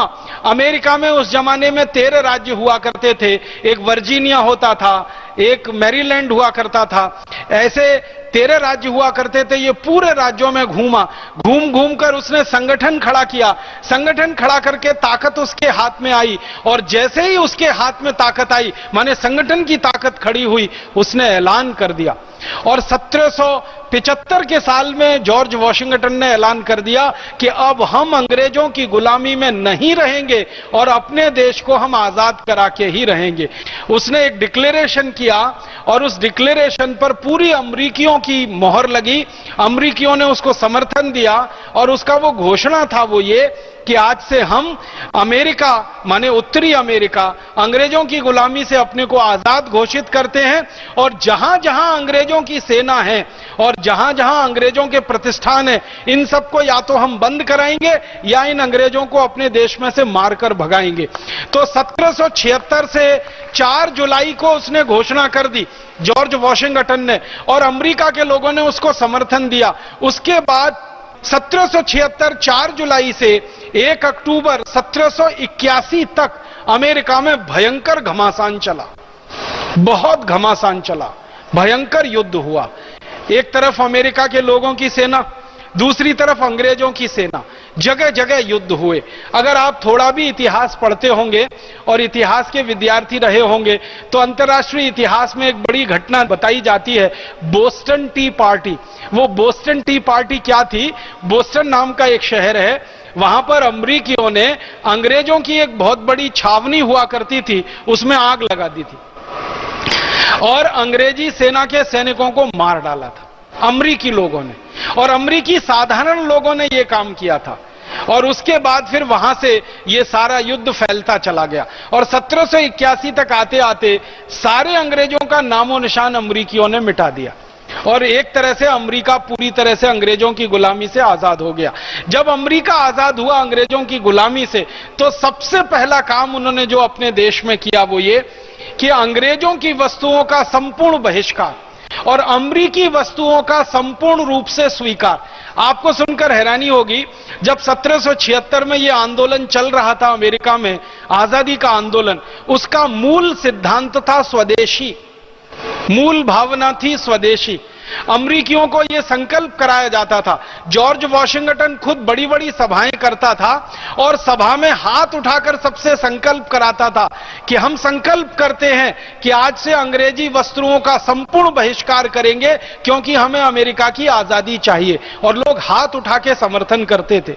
आपको सुन के एक ताज्जुब होगा, हैरानी भी होगी, अमेरिका बहुत ठंडा देश है, वहां पे सर्दी बहुत पड़ती है, और 1776 में अमेरिका की हालत इतनी खराब थी कि अमेरिका में एक भी बड़ी स्वदेशी कपड़ा बनाने की मिल नहीं थी। उनको कपड़े चाहिए क्योंकि ठंड से शरीर को बचाना है, और गर्म कपड़े चाहिए क्योंकि सर्दी बहुत ज्यादा है। तो गर्म कपड़े ज्यादातर इंग्लैंड से बनकर आते थे और गर्म कपड़े ज्यादातर अंग्रेजी कंपनियां बेचती थी अमेरिका में। जॉर्ज वॉशिंगटन ने जब यह स्वदेशी का अभियान चलाया अपने देश में, तो अमरीकियों में इतनी भावना पैदा हुई कि गर्म कपड़े उनको अगर अमरीकी ना मिले तो पहनेंगे नहीं, भले ठिठुर ठिठुर कर ठंड से मर जाएंगे। इतनी भावना उनमें पैदा हुई। हजारों अमरीकी ठंड से ठिठुर कर मर गए सड़कों पर क्योंकि उनके शरीर पर गर्म कपड़े नहीं थे, क्योंकि उन्होंने संकल्प लिया था कि अंग्रेजी कंपनियों के कपड़े पहनेंगे नहीं, खरीदेंगे नहीं। तो अंग्रेजी कंपनियों के जो स्टोर्स खुले हुए थे अमेरिका में, धीरे धीरे सब बंद हो गए। लंकाशायर और मैनचेस्टर की जो मिलें चला करती थी, जो अमेरिका में कपड़ों की सप्लाई किया करती थी, वो धीरे धीरे बंद होती चली गई और धीरे धीरे ब्रिटेन का सारा कब्जा अमेरिका पे से खत्म होता गया और अमेरिका एक आजाद देश हो गया। अब अमेरिका सारी दुनिया के सामने एक स्वावलंबी देश के रूप में खड़ा है। इस अमेरिका की कहानी स्वदेशी आंदोलन में से निकली हुई एक कहानी है जिसने अपने को आजाद कराया विदेशी गुलामी से और आर्थिक परतंत्रता से। इस अमेरिका की कहानी को पढ़ते समय, जानते समय, सुनते समय बहुत रोमांच होता है कि किस तरह से देश के लोगों में एक भावना प्रबल हो जाती है। एक व्यक्ति कोई निकलता है, वो एक विचार देता है, उस विचार में इतनी ताकत हो जाती है कि लाखों करोड़ों लोग उस विचार के अनुयायी हो जाते हैं और उस विचार के लिए अपने सारे शरीर के सुख को छोड़ने को तैयार हो जाते हैं। आज अमेरिकी लोगों से कोई कहे कि गर्म कपड़े पहनना छोड़ दो तो शायद उनको सोचना भी मुश्किल है, लेकिन इन्हीं अमेरिकी लोगों के पुरखों ने, पूर्वजों ने 1776 में ठंड से ठिठुरकर मरना पसंद किया था, लेकिन अंग्रेजी गर्म कपड़े पहनना मंजूर उन्होंने नहीं किया था। मतलब इस पूरी कहानी में से भी एक बात ही निकलती है कि जब देश के लोग संकल्प कर लेते हैं और आत्मविश्वास उनमें आ जाता है तो बड़ी से बड़ी लड़ाई वो जीत लेते हैं और बड़े से बड़े व्यवस्था परिवर्तन के आंदोलनों को वो सफल बना देते हैं। इसी तरह एक देश है फ्रांस, उसमें भी ऐसी ही एक क्रांति हो चुकी है। 1788 में फ्रांस में अचानक से क्या हुआ, बर्फ बहुत पड़ गई, पाला बहुत पड़ गया तो फसल बर्बाद हो गई। आप जानते हैं ये फ्रांस, ब्रिटेन, जर्मनी जैसे देश हैं, ये बहुत ठंडे देश हैं। साल में 6-8 महीने यहां बर्फ पड़ती रहती है और बहुत भयंकर बर्फ पड़ती रहती है, और कभी कभी बर्फ ज्यादा लंबी चल जाए तो उनके खेतों में सब कुछ खत्म हो जाता है, फसल बर्फ में दब जाती है, उत्पादन कुछ नहीं हो पाता। एक बार ऐसा फ्रांस में हो गया। 1788 के साल में फ्रांस की बर्फबारी ने उनकी पूरी खेती को चौपट कर दिया, खेती पूरी तरह से बर्बाद हो गई। अब खेती बर्बाद हो गई तो उनके यहां आर्थिक रूप से परेशानियां शुरू हो गई। दूसरी एक बात और हुई कि फ्रांस ने 1776 से 1781 के बीच की जो क्रांति चली थी अमेरिका में, इस क्रांति में फ्रांस ने अमेरिका की बहुत मदद की थी। अमेरिका से मतलब जॉर्ज वॉशिंगटन की बहुत मदद की थी। जॉर्ज वॉशिंगटन जो स्वदेशी आंदोलन का सबसे बड़ा नेता था अमेरिका का, उसको मदद की जरूरत थी तो फ्रांस ने उसको मदद की थी, क्योंकि फ्रांस हमेशा अंग्रेजों के खिलाफ रहा है, ब्रिटेन के खिलाफ रहा है। तो ब्रिटेन का कब्जा था अमेरिका पे, तो ब्रिटेन के खिलाफ फ्रांस ने मदद की थी इनकी, अमरीकियों की स्वदेशी आंदोलन में। तो फ्रांस का बहुत सारा पैसा अमेरिका में चला गया था। अचानक से 1788 में अकाल की, पाले की स्थिति आ गई तो खेतों में सब बर्बाद हो गई फसल, कुछ बचा नहीं। तो फ्रांस का उस समय जो राजा था उसका नाम था लुई, LUI, लुई 16वां उसका नाम था, लुई 16 उसको कहा करते थे। तो उसको समझ में नहीं आया क्या किया जाए। आर्थिक रूप से देश कमजोर हो गया था क्योंकि अमेरिका को बहुत मदद की थी इन्होंने पैसे से, और इधर खेती पूरी बर्बाद हो गई, चौपट हो गई। तो लुई ने एक रास्ता निकाला और वो थोड़ा भारी पड़ गया। रास्ता ये निकाला कि उद्योगों के ऊपर टैक्स लगा दो अब ज्यादा, पैसे और लाने के लिए, क्योंकि खेती में से कुछ मिलेगी नहीं आमदनी और काफी पैसा अमेरिका में खर्च हो चुका है, तो उद्योगों पर उसने ज्यादा टैक्स लगा दिए। उद्योगों ने क्या किया कि वो टैक्स जनता पर ट्रांसफर कर दिए। आप जानते हैं किसी भी उद्योगपति पर टैक्स लगाया जाए तो उद्योगपति टैक्स थोड़ी देता है, वो तो नागरिक है जो उसका माल खरीदता है वो टैक्स देता है। आप उद्योगों पे जितने टैक्स बढ़ाते हैं अंत में वो सारे टैक्स जो है ना वो जनता के ऊपर ही आते हैं। उद्योगपति वो टैक्स लोगों को ट्रांसफर कर देते हैं। कैसे? वो वस्तुओं की कीमत बढ़ा देते हैं। अगर कोई वस्तु 10 रुपए की है, सरकार ने उस पर टैक्स बढ़ा दिया, वो वस्तु 20 रुपए की हो गई, 30 की हो गई, 50 की हो गई, तो टैक्स तो जनता को देना पड़ता है। तो लुई 16वें राजा ने फ्रांस में टैक्स तो उद्योगों पे लगाया, लेकिन उद्योगपतियों ने वो सारा टैक्स जनता के ऊपर ट्रांसफर कर दिया। नतीजा ये हुआ कि वस्तुएं बहुत महंगी हो गई और महंगाई फ्रांस में बहुत ज्यादा बढ़ गई। महंगाई जैसे ही बढ़ी तो लोगों की गरीबी बढ़ना शुरू हो गई, क्योंकि आप जानते हैं ये महंगाई और गरीबी चोली दामन का साथ है। महंगाई और गरीबी एक ही सिक्के के दो हिस्से हैं। अगर महंगाई तेजी से बढ़ेगी तो गरीबी और तेजी से बढ़ेगी। वो ऐसे समझ लीजिए कि कल तक कोई वस्तु आपको 10 रुपए में मिला करती थी, अब वही वस्तु आपको 50 रुपए में मिलने लगी, तो आपकी जेब से 40 रुपए अधिक जाने लगे जिस वस्तु के लिए, माने आप 40 रुपए से गरीब होना शुरू हो गए उस वस्तु के लिए। तो जैसे ही महंगाई बढ़ी तो गरीबी बढ़ी, और गरीबी महंगाई बढ़ने से फ्रांस में असंतोष बढ़ा, और वो असंतोष धीरे धीरे धीरे धीरे बढ़ता गया, और लुई 16वें राजा के खिलाफ ये सारा असंतोष इकट्ठा हो गया, और इस असंतोष ने एक संगठन का निर्माण कर दिया, और उस संगठन में कुछ नेता निकले, और उन नेताओं ने सारे देश में घूम घूम कर ये कहा कि ये जो लुई 16वां राजा है, इसकी गलत नीतियों के कारण, इसकी गलत व्यवस्था के कारण, इसके गलत कानूनों के कारण फ्रांस का ये हाल हुआ है। गरीबी बढ़ी है, महंगाई बढ़ी है, बेरोजगारी बढ़ी है। इसने अगर अर्थव्यवस्था को ठीक तरह से संभाला होता, ठीक तरह से चलाया होता, तो शायद ये दिन न देखना पड़ता। धीरे धीरे ये विद्रोह बढ़ा, विद्रोह इतना ज्यादा संघीभूत हो गया कि क्रांति हो गई पूरे फ्रांस में। और 1788 में क्या हुआ, लुई 16वें राजा का तख्ता पलट हो गया।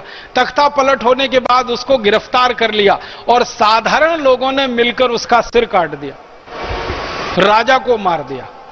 राजा को मार दिया जब लोगों ने, फिर लोगों ने मिलकर एक संकल्प लिया कि आगे भविष्य में हम किसको राजा बनाएंगे। तो लोगों ने कहा कि एक आदमी को अब राजा नहीं बनाएंगे, अब हम हमारे देश में प्रजातंत्र लाएंगे। तो प्रजातंत्र की बात उस आंदोलन से शुरू हुई। पहले राजा होता था एक, और वो राजा कैसे होता था, राजा का बेटा राजा, राजा का बेटा राजा, राजा का बेटा राजा, राजा का बेटा राजा, ऐसे करके ये लुई खानदान का शासन सैकड़ों साल से चल रहा था। लुई पहला, लुई दूसरा, लुई तीसरा, लुई चौथा, फिर लुई 15वां, लुई 16वां, ऐसे करके बाप बेटा इस तरह से परंपरा में था।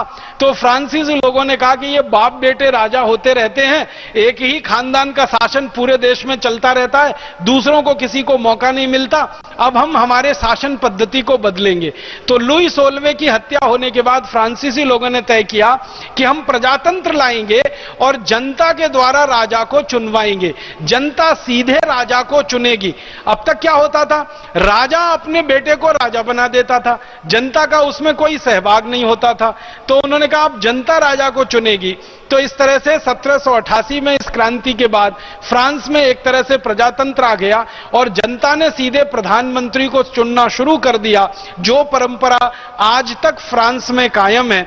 1788 के बाद फ्रांस में जितने भी प्रधानमंत्री हुए या राष्ट्रपति हुए, वो सब सीधे जनता के द्वारा चुने गए हैं, वो राजाओं के बेटे राजा इसलिए राजा नहीं बन गए।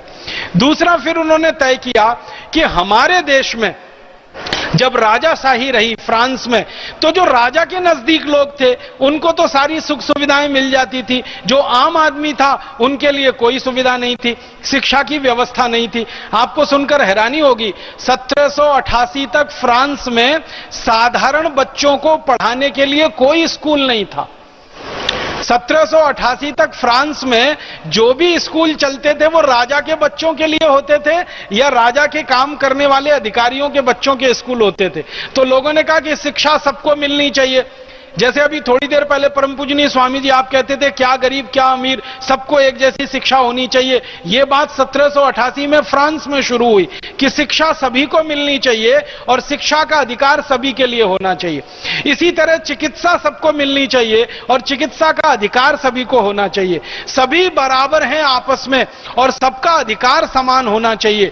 एक इक्वेलिटी की बात वहां से निकली और सब भाई भाई हैं आपस में, इक्वेलिटी, फ्रेटर्निटी, और ये हमारी जो प्रजातंत्र के मूल्यों की बात होती है ना, ये सब 1788 में फ्रांस की क्रांति से शुरू हुए और फ्रांसीसी लोगों ने इन सब मूल्यों पर आधारित अपने यहां प्रजातंत्र की स्थापना कर ली और पूरा देश एक पुराने राजाशाही पद्धति में जो घिसट रहा था या सड़ रहा था या व्यवस्थाओं में भ्रष्टाचार पैदा हो गया था, उसको उन्होंने खत्म कर लिया। एक रोचक बात और बताता हूं, फ्रांसीसी क्रांति जो 1788 में हुई, इसकी शुरुआत जिस एक मुद्दे से हुई, सबसे ज्यादा लोगों को परेशान करने वाला 1788 में फ्रांस का जो मुद्दा था, महंगाई था, गरीबी था, भुखमरी था, बेकारी था, ये तो था ही, भ्रष्टाचार सबसे ज्यादा था उस समय फ्रांस में। सबसे ज्यादा करप्शन की बात होती थी। लोग ये कहते थे कि हमारे देश के विकास के लिए राजा का जितना बजट बनता है और हम जितना पैसा राजा को टैक्स में देते हैं उसमें अंतर बहुत है। माने टैक्स में बहुत ज्यादा देते हैं और लोगों के विकास के लिए बहुत कम खर्च होता है। बाकी पैसा कहां जाता है? तो राजा खा जाता है या उसके अधिकारी खा जाते हैं। यहां से बात शुरू हुई थी भ्रष्टाचार की और उस भ्रष्टाचार की बात के आगे बढ़ते बढ़ते गरीबी, भुखमरी, बेकारी, महंगाई, ये सब जुड़ता गया और इन सब ने मिलकर एक साथ फ्रांस में क्रांति पैदा कर दी। और जिस फ्रांस में एक जमाने में कहा जाता था कि लुई के शासन को हटाना भगवान से टक्कर लेने जैसा है, ऐसा फ्रांसीसी लोग कहा करते थे। लुई के शासन को समाप्त करना भगवान की गद्दी को उलटने जैसा है। माने लुई को भगवान मानते थे वहां के लोग। राजा को भगवान का मानते थे, देवदूत मानते थे। तो एक जमाने में जिस फ्रांस में राजा को हिलाना, राजा को हटाना, उसकी गद्दी उलटना, उसकी सत्ता पलटना एकदम असंभव माना जाता था, उसी फ्रांस में थोड़े सा प्रयास कुछ लोगों ने किया और एक दिन फ्रांस उस राजा की गुलामी से और उस बेबसी वाली व्यवस्था से आजाद हो गया। भ्रष्टाचार, गरीबी, भूखमरी, बेरोजगारी, सब कुछ उन्होंने अपने देश में से बड़े पैमाने पर समाप्त करा लिया। और आज फ्रांस दुनिया में बहुत गर्व से कहने वाला यह देश है कि फ्रांस की शिक्षा व्यवस्था सबके लिए समान है, फ्रांस की चिकित्सा व्यवस्था सबके लिए समान है, सरकार के धन से चिकित्सा चलती है, सरकार के धन से शिक्षा होती है। चिकित्सा और शिक्षा पर जितना पैसा फ्रांस खर्च करता है शायद ही दुनिया का कोई दूसरा देश करता होगा। और फ्रांस के आज के राजनेता ये कहते हैं कि ये करना हमारी मजबूरी है, क्योंकि 1788 की क्रांति ने इतना डर बिठा रखा है नेताओं के मन में कि अगर ये नहीं करेंगे तो आज के नेताओं का भी वही हाल होगा जो लुई 16वें का हाल फ्रांस में हुआ। इसलिए फ्रांस के नेता डरते रहते हैं, घबराते रहते हैं और सही रास्ते पर चलते रहते हैं।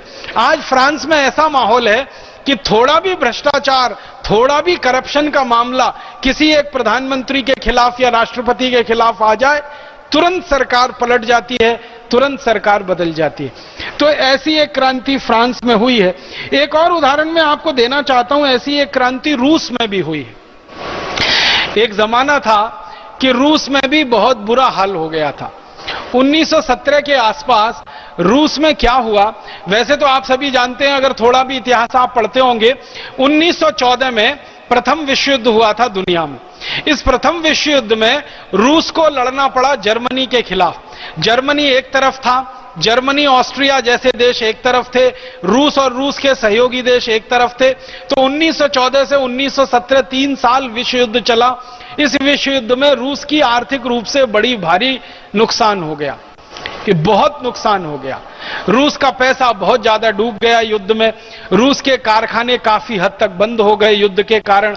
युद्ध में अर्थव्यवस्था पूरी तरह से तहस नहस हो जाती है, आप सभी जानते हैं, क्योंकि अर्थव्यवस्था का सारा पैसा युद्ध में लग जाता है। भारत ने 4 विदेशी युद्ध लड़े हैं अपनी जमीन पर और एक 5वां छोटा युद्ध लड़ा है कारगिल का। इसलिए भारत को तो यह अंदाजा सबसे ज्यादा है कि जब भी युद्ध होता है अर्थव्यवस्था पूरी तरह से डावाडोल हो जाती है। वैसे यह विश्व युद्ध हुआ तो रूस की अर्थव्यवस्था पूरी तरह से डावाडोल हो गई। उस समय रूस में एक राजा हुआ करता था, उसका नाम था निकोलस जार करके। निकोलस जार ने देखा कि अर्थव्यवस्था बुरी तरह से खराब हो गई है, पैसा सरकार के पास बचा नहीं है, तो क्या किया जाए। उसने रूसी मुद्रा जो होती है, जिसको रूबल कहते हैं आज, उसको छापना शुरू कर दिया और अंधाधुंध मुद्रा उसने छापी तो इन्फ्लेशन बढ़ गया, मुद्रास्फीति बढ़ गई। मुद्रास्फीति बढ़ने से महंगाई बढ़ गई और महंगाई बढ़ने से फिर वही दुष्चक्र शुरू हो गया, गरीबी आ गई, भूखमरी आ गई और रूस पूरी तरह से दुर्व्यवस्था में घिर गया। निकोलस जार ने बड़ी कोशिश की अपनी अर्थव्यवस्था को सुधारने की, ठीक करने की, लेकिन वो सफल नहीं हो पाया। तो निकोलस जार के खिलाफ एक आंदोलन शुरू हुआ रूस में। उस आंदोलन का जो नेता हुआ करते थे उनका नाम था लेनिन। लेनिन ने एक पार्टी बनाई थी, एक संगठन बनाया था। वो संगठन बाद में पार्टी बन गया, उसी का नाम कम्युनिस्ट पार्टी रखा गया। तो पहले ये कम्युनिस्ट ऑर्गेनाइजेशन था, बाद में कम्युनिस्ट पार्टी बन गया। तो लेनिन ने संगठन बनाया और सारे देश में लेनिन ने घूम घूम कर यह बताना शुरू किया कि निकोलस जार की गलत व्यवस्था के कारण, गलत नीतियों के कारण रूस पराजित हो गया युद्ध में। और उस समय युद्ध में जर्मनी की जीत हुई थी, जर्मनी एक तरह से विजयी रहा था, तो रूस पराजित हो गया। रशियन लोगों के दिल में यह बात बहुत चुभती थी कि हम हार कैसे गए, हमारी पराजय कैसे हो गई, जबकि निकोलस जार ने सबसे मजबूत सेना बनाई हुई थी और लोगों से सबसे ज्यादा टैक्स लेकर वो सेना पे खर्च किया करता था, लेकिन फिर भी पराजय हुई। तो रूस के लोगों को ये बात हजम नहीं हुई कि उनका देश पराजित हो गया, उनका देश हार गया। तो धीरे धीरे मन में वो बात बैठने लगी और लेनिन ने संगठन खड़ा कर दिया। पराजय की बात लोगों के मन में थी, उसके बाद महंगाई बढ़ गई, गरीबी, भूखमरी, बेकारी बढ़ गई और भ्रष्टाचार अपने चरम पर पहुंच गया। चरम पर कैसे पहुंच गया? जब अर्थव्यवस्था टूटती है ना, और ऐसा लगता है कि देश डूबने जा रहा है, तो जो ऊंचे पदों पर बैठे हुए लोग होते हैं वो अपने बचाव के लिए, अपनी सुरक्षा के लिए ज्यादा से ज्यादा बटोरना शुरू कर देते हैं। तो निकोलस जार के जो नजदीकी लोग हुआ करते थे, उन्होंने ज्यादा से ज्यादा पैसा बटोरना शुरू किया, इकट्ठा करना शुरू किया, उसमें भ्रष्टाचार बढ़ता गया। तो भ्रष्टाचार सबसे बड़ा मुद्दा बना रूस की क्रांति का। गरीबी दूसरा मुद्दा था, महंगाई तीसरा मुद्दा था और आर्थिक दुर्व्यवस्था चौथा मुद्दा था। फिर धीरे धीरे रूस में और एक गंभीर स्थिति बन गई कि रूस के खेतों में किसान जो मेहनत करके उत्पादन करते थे, अचानक से वहां ज्यादा बर्फ पड़ने के कारण 1917, 1916, 1915 उन दिनों में उत्पादन भी घटता गया और खेती से आने वाली आमदनी भी लगातार कम होती गई। इन सब परिस्थितियों ने मिलाकर क्रांति को वहां जन्म दिया और लेनिन के नेतृत्व में जो कम्युनिस्ट ऑर्गेनाइजेशन बना, जो पार्टी बाद में बन गया, उन्होंने जार के शासन को उखाड़कर फेंक दिया, जार को गद्दी से उतार दिया, निकोलस जार को गद्दी से उतार दिया। बाद में उसके ऊपर मुकदमा चलाया गया और उसको फांसी देके मार डाला और उसके बाद कम्युनिस्ट पार्टी ने वहां पर राज संभालना शुरू किया। तो कम्युनिस्टों ने जो राज संभाला वहां रूस में, तो वहां पर कई व्यवस्थाएं उन्होंने बदल दी। एक व्यवस्था उन्होंने ये बदली कि कभी भी भविष्य में इन्फ्लेशन ना बढ़े, महंगाई ना बढ़े, तो अर्थव्यवस्था को एक नए सिरे से उन्होंने ढाला। फिर उसके बाद गरीबी भुखमरी ज्यादा ना हो, लोगों के पास जमीनें हो, हर आदमी के पास उत्पादन करने के लिए थोड़ी जमीन हो, तो भूमि के स्वामित्व की व्यवस्था उन्होंने बदल डाली। ऐसे करके पूरे तंत्र को बदल दिया। जार के जमाने में ऐसा होता था कि मात्र 1% लोगों के हाथ में रूस की पूरी जमीन थी। मात्र 1% लोग पूरी जमीन पे कब्जा करके बैठे हुए थे। आप सोचो, देश रूस जो है ना, दुनिया में सबसे बड़ा देश है। अगर आप भूगोल देखेंगे दुनिया के देशों का, तो रूस दुनिया का सबसे बड़ा देश है, जिसको हम थोड़े दिन पहले तक सोवियत संघ कहते रहे, यूनाइटेड स्टेट्स, रशिया जिसको बताते रहे, वो दुनिया में क्षेत्रफल के हिसाब से सबसे बड़ा देश है। सबसे ज्यादा जमीन उनके पास है और दुनिया की सबसे कम जनसंख्या वहां रहती है, तो जमीनें बहुत हैं। तो निकोलस जार के जमाने में क्या हुआ था कि सारी जमीनें इकट्ठी होकर 1% लोगों के हाथ में आ गई थी। तो ये लेनिन ने ही मुद्दा बनाया था कि सारी जमीनें 1% लोगों के हाथ में है और 99% लोग वहां भूमिहीन हैं, लैंडलेस हैं। तो ये 99% लोगों को इकट्ठा किया जाए और इनको संगठित करके क्रांति की शुरुआत की जाए। तो वहां से उनके यहां क्रांति की शुरुआत हुई और वो संगठन मजबूत होता ही गया और एक दिन चलकर उन्होंने जार की पूरी व्यवस्था को उलट दिया और सोवियत संघ एकदम नया देश बन गया।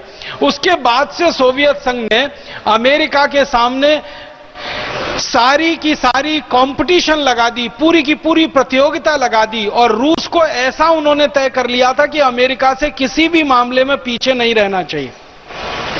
अमेरिका पूंजीवादी तरीके से विकसित होने वाला देश था, इन्होंने साम्यवादी तरीके से देश को विकसित करना शुरू किया और काफी हद तक उस देश को उन्होंने आगे बढ़ा लिया। बाद में क्या हुआ, 1970 के दशक में रूस में फिर गड़बड़ी हो गई कि ये कम्युनिस्ट पार्टी की मदद से जो शासन व्यवस्था आई थी, इस शासन व्यवस्था में क्या हुआ था, नौकरशाही पूरी तरह से हावी हो गई, जिसको हम ब्यूरोक्रेसी कहते हैं भारत में। वो नौकरशाही पूरी तरह से हावी हो गई और नौकरशाही ने फिर भ्रष्टाचार की सारी हदें तोड़ दी और फिर उस नौकरशाही के खिलाफ फिर से बगावत हुई रूस में और उस बगावत में रूस जो है ना, खंड खंड टूट गया। एक जमाने में दुनिया का सबसे बड़ा भौगोलिक देश हुआ करता था, अब एक एक छोटे छोटे हिस्से में टूट गया है। रूस अलग हो गया, बायलोरसिया अलग हो गया, तजाकिस्तान अलग हो गया, किर्गिस्तान अलग हो गया, ऐसे छोटे छोटे बहुत सारे टुकड़े हो गए।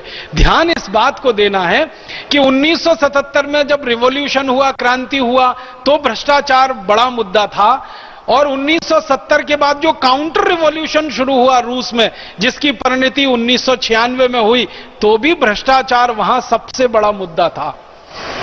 माने अगर हम देखें, ज्यादातर देशों में क्रांतियां हुई हैं, तो वहां की व्यवस्थाओं में भ्रष्टाचार जब चरम पर पहुंचा है तो लोगों ने उसका प्रतिकार किया है और क्रांति वहां पे हो गई। एक और कहानी सुनाता हूं। चीन नाम का एक देश है, हमारा पड़ोसी देश है। यह चीन देश भी एक लंबे समय तक अंग्रेजों का गुलाम रहा है। आपको एक बात पुरानी शायद याद है कि भारत में जब अंग्रेज आए तो अंग्रेज चीन में भी गए थे, और ये अंग्रेज क्या किया करते थे, शुरू के दौर में भारत से कुछ अफीम लेके जाते थे और चीन में बेचा करते थे, चीन से चाय लेकर आते थे और भारत में बेचा करते थे। अंग्रेजी ईस्ट इंडिया कंपनी का सबसे पहला काम यह था। भारत में अफीम होती थी और अफीम भारत में बहुत साल से होती है। ये यहां पर आयुर्वेद की औषधि के लिए उपयोग में की जाने वाली खेती है। भारत में हजारों साल से आयुर्वेद में अफीम का उपयोग होता है। अंग्रेजी में जिसे हम लोग ओपियम कहते हैं, बहुत दवाएं बनती हैं इसकी। तो अंग्रेज यहां आकर अफीम खरीदते थे, चीन में ले जाके बेचते थे। चीन से चाय खरीदते थे, भारत में लाके बेचते थे। तो अंग्रेजों ने भारत की अफीम चीन के लोगों को पिला पिलाकर चीन को गुलाम बना लिया। इतनी शातिर कौम है ये अंग्रेजों की, इसकी कल्पना कोई नहीं कर सकता। चीन को गुलाम बनाने की ताकत इनमें बंदूक की नहीं थी। बंदूक से ये चीन को गुलाम नहीं बना सकते थे, क्योंकि चीन की ताकत अंग्रेजों से कई गुनी बड़ी थी। भौतिक रूप से ये अंग्रेज चीन को गुलाम नहीं बना सकते थे, सैनिक रूप से अंग्रेज चीन को गुलाम नहीं बना सकते थे, आर्थिक रूप से अंग्रेज चीन को गुलाम नहीं बना सकते थे। चीन अंग्रेजों से बहुत बहुत बहुत बड़ा देश है, कई कई गुना ज्यादा आबादी है, कई कई गुने ज्यादा संसाधन है। तो अंग्रेजों ने देखा कि ना सैनिक रूप से चीन को जीता जा सकता है, ना भौतिक रूप से इनको गुलाम बनाया जा सकता है, ना इनके ऊपर हम सीधे राज्य कायम कर सकते हैं। तो अंग्रेजों ने एक नया रास्ता निकाला कि चीनी नौजवानों को अफीम पिलाओ, नशे का शिकार बनाओ और पूरे देश के ऊपर कब्जा कर लो। आपको सुनकर हैरानी होगी, 50 साल अंग्रेजों ने चीनी लोगों को अफीम पिला पिला के ही गुलाम बना लिया और पूरा चीन अफीम का शिकार हो गया। बाद में चीन में कुछ नेता निकले और उनको यह बात समझ में आई कि हम तो इन अंग्रेजों के गुलाम हो गए अफीम के चक्कर में, व्यसन के चक्कर में। तब चीन में एक आंदोलन शुरू हुआ जो व्यसन मुक्ति का आंदोलन बना, नशा मुक्ति का आंदोलन बना। तो व्यसन मुक्ति के आंदोलन में से, नशा मुक्ति के आंदोलन में से एक नया चीन निकला। उन्होंने पहले तो अंग्रेजों को मार के भगाया अपने देश में से, अपने देश के पूरे इलाके को स्वतंत्र कराया और इसी स्वतंत्रता में काफी लड़ाइयां हुई अंग्रेजों की चीनी लोगों के साथ। उसमें अंग्रेजों को बहुत नुकसान हुआ, चीनी लोगों को ज्यादा नुकसान नहीं हुआ। अंत में अंग्रेज हारे और वहां से भागे। अंग्रेजों को भगाने का आंदोलन जब चीन में चला तो वहां भी स्वदेशी आंदोलन ही मूल आधार में था और स्वदेशी की बात को लेकर चीनी लोगों ने यही संकल्प लिया था कि जिन अंग्रेजों से अपने देश को आजाद कराना है, उन अंग्रेजों की कोई वस्तु नहीं खरीदनी है, उन अंग्रेजों की कोई वस्तु का उपयोग नहीं करना है। तो पूरे चीन में स्वदेशी आंदोलन चला, अंग्रेजों का बहिष्कार हुआ, अंग्रेजी भाषा का बहिष्कार हुआ, अंग्रेजी वस्तुओं का बहिष्कार हुआ, अंग्रेजी पहनावे का बहिष्कार हुआ, अंग्रेजी भोजन का बहिष्कार उन्होंने किया, अंग्रेजी नामों का बहिष्कार किया, अंग्रेजी भवन जो बना दिए थे अंग्रेजों ने उनको तोड़ दिया, पूरी तरह से एक एक ईंट उसकी निकाल दी उन्होंने। इस तरह से पूरे चीन को उन्होंने अंग्रेजों की दास्ता और गुलामी से आजाद कराया। बाद में थोड़े समय के लिए चीन में थोड़ा बिखराव आ गया था, कुछ अंग्रेज समर्थक नेताओं का चीन पर कब्जा हो गया था। फिर उन अंग्रेज समर्थक नेताओं को हटाने के लिए चीन में एक दूसरी क्रांति हुई जो माओ जेडोंग के नेतृत्व में हुई और 1949 में वो सफल हुई और 1 अक्टूबर 1949 को चीन उस क्रांति में सफल होकर अपने आप को गणराज्य घोषित किया। तब से चीन सारी दुनिया के सामने एक स्वदेशी और स्वावलंबी देश के रूप में आगे बढ़ा है। चीन ने जो सबसे अच्छा काम अपने देश में किया इस आंदोलन में से, उन्होंने ये देख लिया कि अंग्रेजों के रास्ते पर चलकर, अंग्रेजों की व्यवस्थाओं को उपयोग करके, अंग्रेजी कानूनों को उपयोग करके अपने देश को आगे नहीं बढ़ाया जा सकता। तो उन्होंने सारे अंग्रेजी कानून और अंग्रेजी व्यवस्थाओं को हटा दिया। अंग्रेजों ने चीन में सेंट्रलाइजेशन कर दिया था उद्योगों में, चीन की सरकार ने उसका उल्टा कर दिया, डिसेंट्रलाइजेशन कर दिया उद्योगों में। उन्होंने कहा कि अंग्रेज बड़े उद्योग लगाते थे, चीन की सरकार ने कहा हम छोटे छोटे हजारों उद्योग लगाएंगे। एक बड़ी मोटर कार आप बनाते हैं एक ही कारखाने में, चीन की सरकार ने उसका उल्टा कर दिया। उस मोटर कार का एक एक पुर्जा हजारों कारखाने में बनेगा और फिर किसी एक कारखाने में जाके उसकी असेंबली होगी। उन्होंने ऐसी अंग्रेजों से बिल्कुल उल्टी नीति बनाई, उसमें से चीन निकल आया। छोटे छोटे उद्योग लगे, गांव-गांव उद्योग लगे और उसमें से चीन बढ़ता चला गया। फिर चीन की सरकार ने यह तय किया कि अंग्रेजों के जमाने में चीन में टैक्स बहुत हो गया था।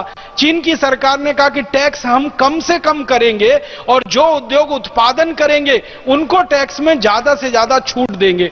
तो आज चीन की नीति है कि चीन में अगर कोई औद्योगिक उत्पादन करता है तो सरकार उसको कम से कम टैक्स लगाती है और जो व्यक्ति उत्पादन करके निर्यात करता है सरकार उसको टैक्स तो लगाती ही नहीं है, उल्टा उसको मदद करती है सब्सिडी के रूप में। उसको वो एक्सपोर्ट सब्सिडी कहते हैं और अरबों डॉलर की एक्सपोर्ट सब्सिडी वो अपने उद्योगों को देते हैं। परिणाम क्या होता है कि चीन में बनने वाली 10 रुपए की चीज दुनिया के बाजारों में 5 रुपए में बिक जाती है, क्योंकि 10 रुपए की वस्तु पर 5 रुपए वहां की सरकार सब्सिडी में दे देती है। तो उन्होंने उद्योगों के लिए अपनी नीतियां बनाई, सब्सिडी एक्सपोर्ट में दी, उत्पादन पर कर सबसे कम लिया। चीन में बिजली दुनिया की सबसे सस्ती बिजली है। भारत में हम 1 यूनिट बिजली इस्तेमाल करते हैं तो उसका हमको बाजार में 3.5-4 रुपए देना पड़ता है, उद्योगों को तो 6-7 रुपए देना पड़ता है। चीन में यही 1 यूनिट बिजली 90 पैसे में उद्योगों को मिल जाती है। सस्ती बिजली, सस्ता पानी, सस्ती सड़कें, लोगों के ऊपर टैक्स कम से कम, व्यापार और उद्योगों को ज्यादा से ज्यादा बढ़ावा, निर्यात वाले उद्योगों को और ज्यादा बढ़ावा और खेती और किसानी करने वालों को तो सबसे ज्यादा बढ़ावा। इस तरह से चीन बढ़ता गया और आज सारी दुनिया के बाजारों में ज्यादा से ज्यादा सामान आपको मिलेगा तो चीन का माल मिलेगा। अमेरिका के बाजार में जाओ तो चीनी माल है, ब्रिटेन के बाजारों में जाओ तो चीनी माल दिखाई देगा। भारत के बाजारों में देख लो, दुकानें भरी पड़ी हैं चीनी सामानों से। चीनी खिलौने हैं, चीनी अगरबत्तियां, चीनी मोमबत्तियां, चीनी गणेश जी आ गए हमारे देश में, चीनी लक्ष्मी जी आ गई। अभी थोड़े दिन पहले दीपावली आके गई है, दीपावली पर चीन से बनाए हुए लक्ष्मी गणेश आकर भारत में बिक गए। और अभी थोड़े दिन पहले हमारे यहां दीपावली के पहले कुछ और त्योहार आए, एक राखी का त्योहार आया, रक्षाबंधन का। मैं हैरान हो गया, हरिद्वार जैसे छोटे शहर में चीन की बनाई हुई राखी बिक गई। चीन की राखियां बिक जाती हैं, चीन के लक्ष्मी गणेश जी बिक जाते हैं, चीन के बनाए हुए बच्चों के खिलौने आकर इतने बिक रहे हैं कि भारत के सारे खिलौना बनाने वाले उद्योग बर्बाद हो रहे हैं। तो चीन की हर वस्तु इतनी सस्ती, चीन की घड़ियां आकर दिल्ली के बाजार में बिकती हैं किलो के हिसाब से।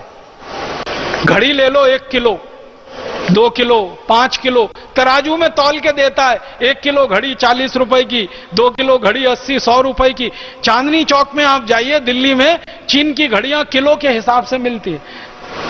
इतनी सस्ती सस्ती चीजें। सब लोग एक ही सवाल पूछते हैं कि चीन का माल इतना सस्ता क्यों है? कारण उसके 3 हैं। चीन की सरकार अपने उद्योगों को स्वदेशी नीति के हिसाब से आगे बढ़ाती है और स्वदेशी नीति उनकी क्या है कि जो चीन का उद्योग सामान बनाएगा और उसको दूसरे देश में बेचने के लिए जाएगा तो सामान के बनाने का जितना खर्चा आएगा सरकार दे देगी। वो ये उनकी नीति है। टैक्स तो लेना नहीं है, पैसे जो खर्च हो रहे हैं वो भी सरकार दे देगी। और बिजली चाहिए तो सबसे सस्ती बिजली, मैंने कहा 90 पैसे यूनिट की बिजली है चीन में। हम बिजली इस्तेमाल करते हैं उद्योगों में 6-7 रुपए यूनिट की है, उनके यहां 90 पैसे यूनिट की है। पानी उद्योगों के लिए सबसे सस्ता, सड़कें फोकट में बना के सरकार दे देती है उद्योगों के लिए। और चीन में कोई उद्योग लगाना हो और चलाना हो और कोई स्वदेशी व्यक्ति उस काम को करे तो 1 महीने के अंदर सारी व्यवस्थाएं सरकार करके दे देगी।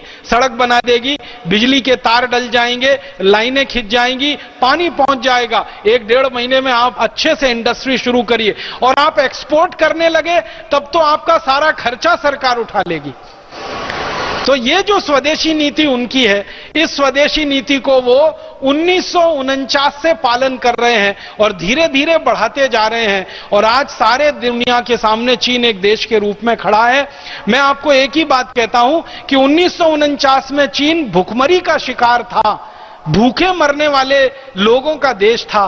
और आज सारी दुनिया को भोजन करा दे, इतना अनाज चीन में पैदा हो रहा है। सारी दुनिया के बाजारों को अपने सामानों से पाट दे, इतना उत्पादन उनके देश में हो रहा है। तो चीन का इतिहास पढ़ें या जापान का, फ्रांस का इतिहास पढ़ें या अमेरिका का, इन सब देशों के इतिहासों में एक बात समान दिखाई देती है, वो ये कि जब जब इन देशों ने स्वदेशी आंदोलन चलाया और जब जब स्वदेशीपन अपनी अर्थव्यवस्था में अपनाया, इन देशों में क्रांतियां हुई और क्रांतियां सफल हुई और सफल होकर उन सभी देशों को इन क्रांतियों की मदद से दुनिया का सर्वश्रेष्ठ देश उन्होंने बना दिया।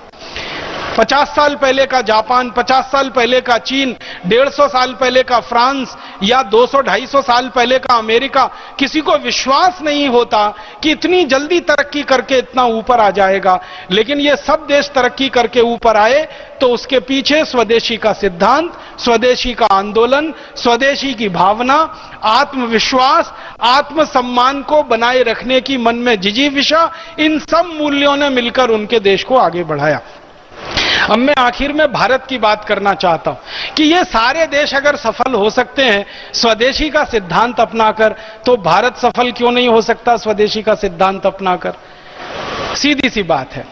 अगर जापान सफल हो सकता है, फ्रांस सफल हो सकता है, अमेरिका सफल हो सकता है, चीन सफल हो सकता है, रूस सफल हो सकता है, तो भारत भी हो सकता है। इसलिए मुझे लगता है कि भारत स्वाभिमान का ये पूरा का पूरा अभियान, जो भारतीयता और स्वदेशी को आधार बनाकर चल रहा है, जिसके मूल सिद्धांतों में भारतीयता और स्वदेशीपन है, ये भारत स्वाभिमान का अभियान भी पूरी तरह से सफल होगा इस देश में। दूसरी बात जो मुझे लगती है भारत स्वाभिमान के सफल होने के लिए, वो ये कि इन 5 देशों में क्रांतियों का उदाहरण मैंने आपको दिया। ऐसे 70 देश हैं दुनिया में जहां क्रांतियां हुई हैं पिछले 1000 वर्षों में। इन सभी देशों में क्रांतियां तभी हुई हैं जब भ्रष्टाचार चरम पर पहुंच गया है। भारत में भी इस समय भ्रष्टाचार अपने चरम पर पहुंचा हुआ है। इसलिए मुझे पूरा विश्वास है कि भारत स्वाभिमान की क्रांति भी सफल होगी। हमारे देश में भ्रष्टाचार कितने चरम पर है, आप सभी ये बात को याद रखिए। हमारे देश में एक पूर्व प्रधानमंत्री हुआ करते थे, श्री राजीव गांधी। उन्होंने एक बार लोकसभा में ये कहा कि मैं देश की अर्थव्यवस्था में जब किसी नागरिक से 1 रुपए टैक्स का लेता हूं और बदले में वो 1 रुपए विकास के लिए उस नागरिक के पास देता हूं, तो उसके पास मात्र 15 पैसा ही पहुंचता है। 85 पैसा तो भ्रष्टाचार और घूसखोरी में ही चला जाता है। यह बात श्री राजीव गांधी ने कही थी संसद में। बहुत सारे देश के अर्थशास्त्रियों ने उस समय श्री राजीव गांधी को यह कहा था कि आप अतिशयोक्ति कर रहे हैं। तो श्री राजीव गांधी ने कहा था कि शायद थोड़े दिनों के बाद लगेगा कि मेरी बात अतिशयोक्ति नहीं है। श्री राजीव गांधी अब जीवित नहीं है, वो स्वर्गवासी हो चुके हैं। हमारे देश की सरकार ने समय समय पर अर्थव्यवस्था में भ्रष्टाचार को नापने के लिए कई अध्ययन करवाए हैं और उन सभी अध्ययनों की रिपोर्ट बताती है कि केंद्र सरकार अगर दिल्ली से 1 रुपया विकास के लिए नीचे किसी आदमी को भेजती है, तो अब तो उसके पास 10 पैसा ही पहुंच पाता है। 90 पैसा तो घूसखोरी और भ्रष्टाचार में ही चला जाता है।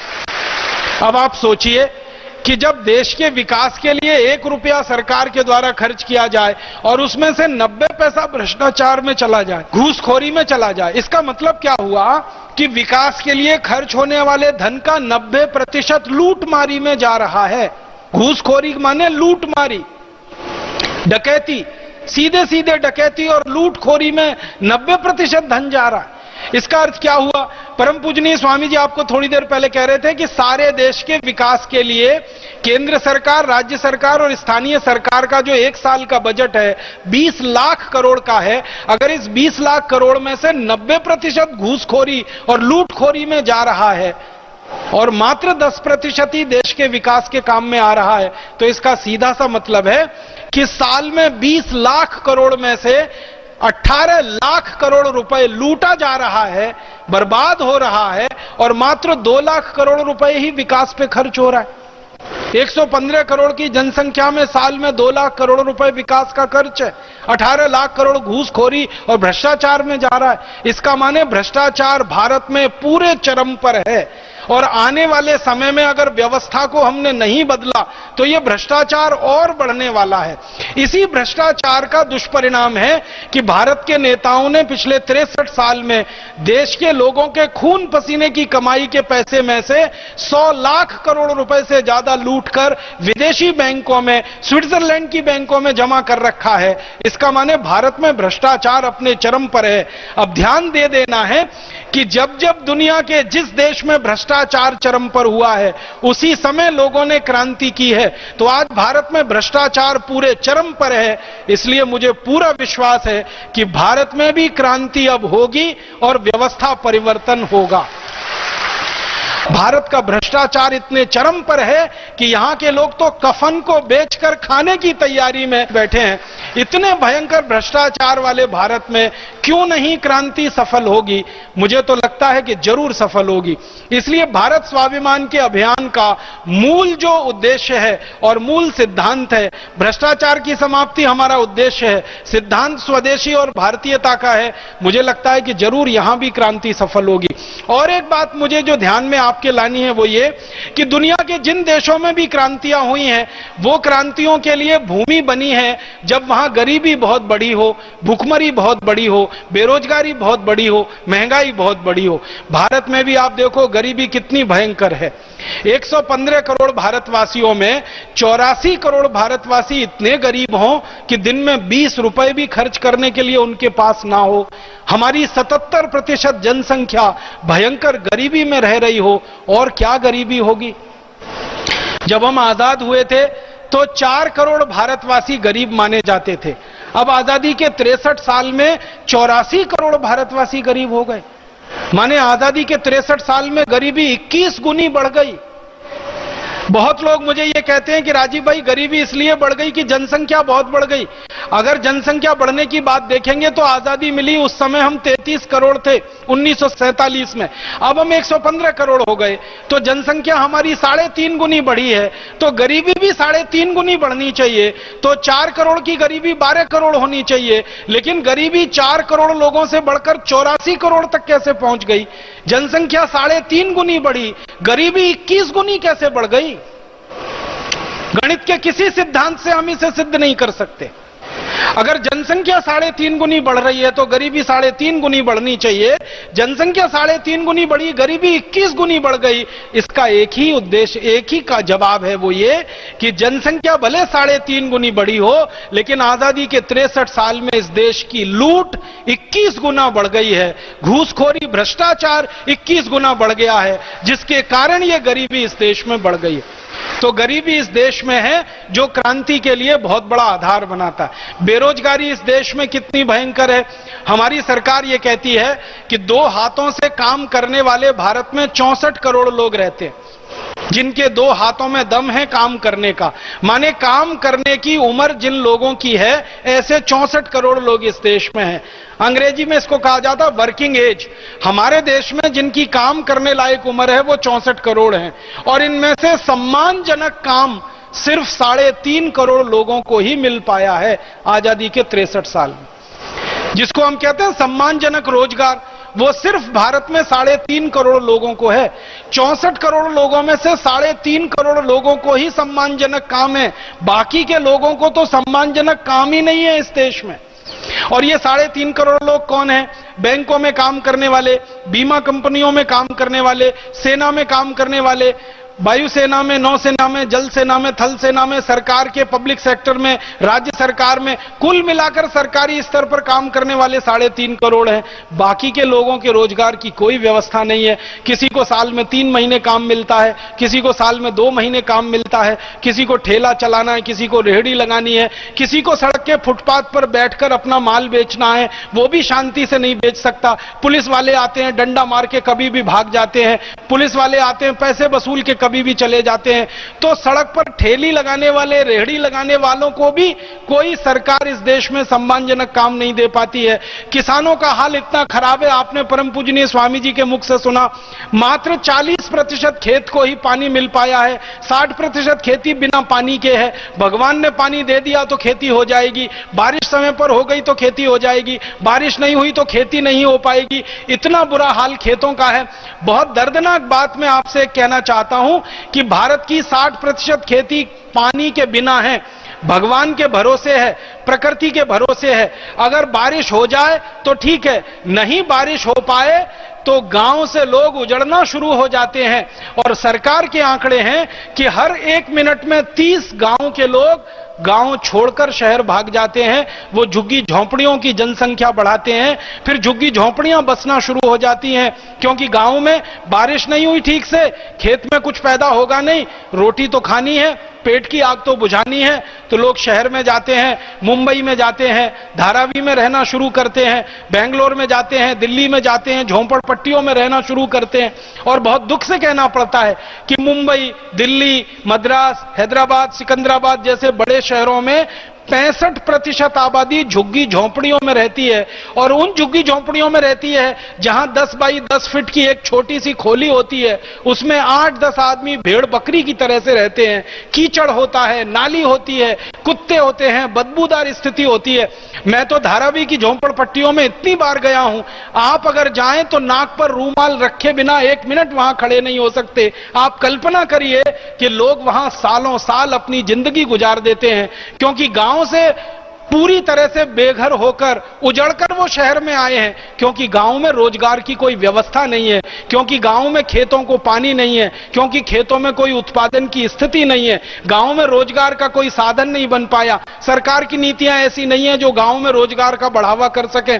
तो गांव उजड़ रहे हैं और शहरों में आकर झोंपड़पट्टियों की संख्याएं बढ़ रही हैं, रहने वाले लोगों की दुर्दशा वहां पर है। तो ऐसी नीतियां जब इस देश में चल रही हो और इतनी खराब हालत हो, तो क्यों नहीं क्रांति होनी चाहिए इस देश में, क्यों नहीं बगावत होनी चाहिए इस देश में, क्यों नहीं व्यवस्था बदलने की बात होनी चाहिए, क्यों नहीं कानून बदलने की बात होनी चाहिए। और सबसे बड़ी बात, महंगाई, दिन दूनी रात चौगुनी महंगाई बढ़ रही है। आप सब माताएं बहन अपना घर चलाती हैं, घर का बजट बनाना कितना मुश्किल हो गया है।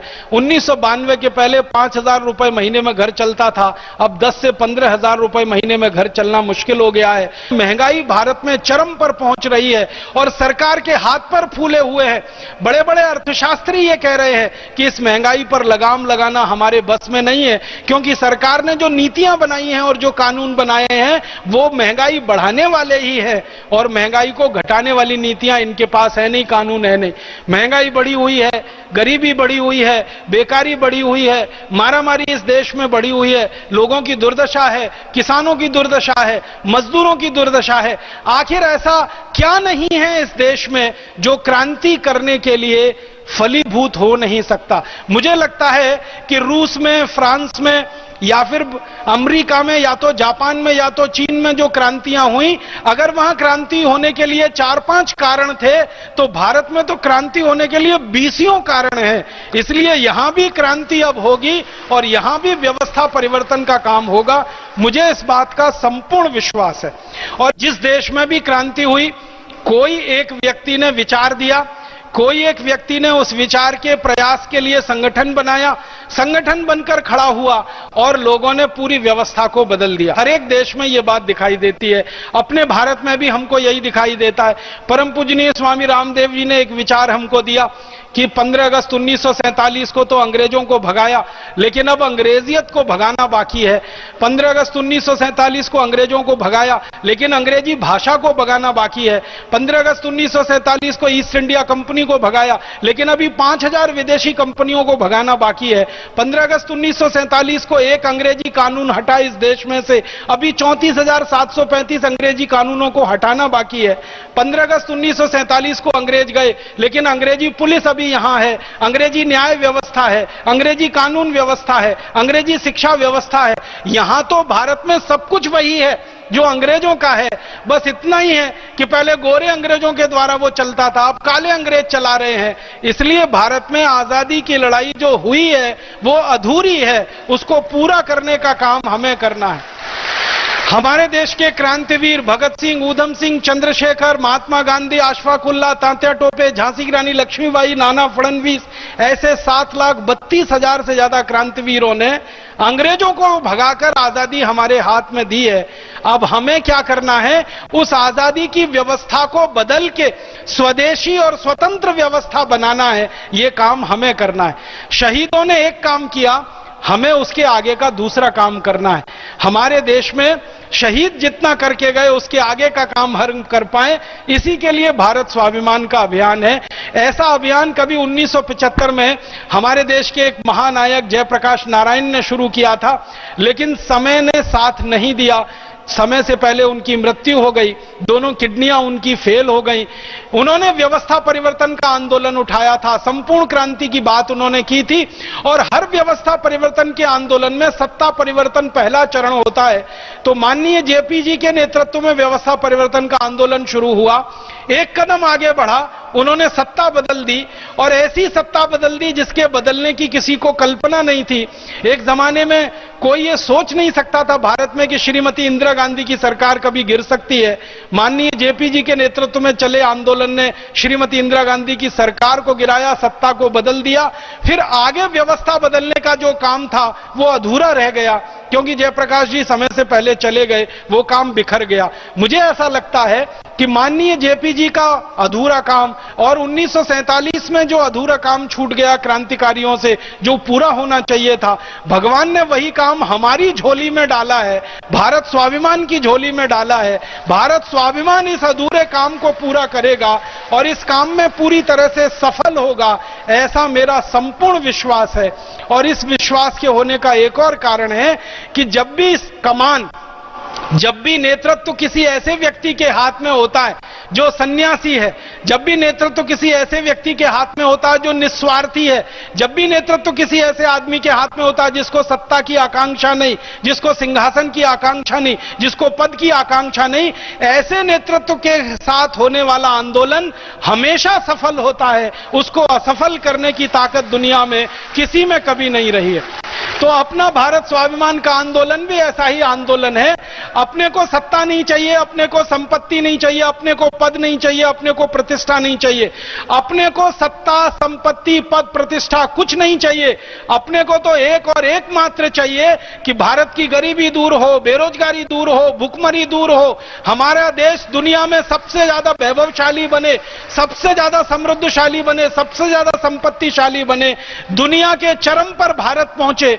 जो 18वीं शताब्दी का भारत सारी दुनिया में सिरमौर था, अर्थव्यवस्था में सबसे आगे, शिक्षा में सबसे आगे, तकनीक में सबसे आगे, विज्ञान में सबसे आगे। 18वीं शताब्दी का भारत अगर इतना ऊंचा हो सकता है तो 21वीं सदी का भारत तो और ऊंचा हो सकता है। सत्ता के, पद के, प्रतिष्ठा के लोभ और लालच के बिना सारे देश के लाखों लाखों क्रांतिवीर जो भारत स्वाभिमान में जुड़े हैं, सेनानी बने हैं, ये जब लग जाएंगे, अपने संकल्प को, अपनी जिजीविषा को चरम पर लेके जाएंगे, मन में आत्मविश्वास लेकर आगे बढ़ेंगे कि हम इसको कर देंगे और सफल हो ही जाएंगे। ऐसे आत्मविश्वास और ऐसे संकल्प शक्ति से अगर हम बढ़ेंगे तो भगवान भी हमारी ही मदद करेगा और भगवान हमको जरूर आशीर्वाद देगा। ऐसी शुभकामनाओं के साथ आप सभी का बहुत आभार, बहुत धन्यवाद।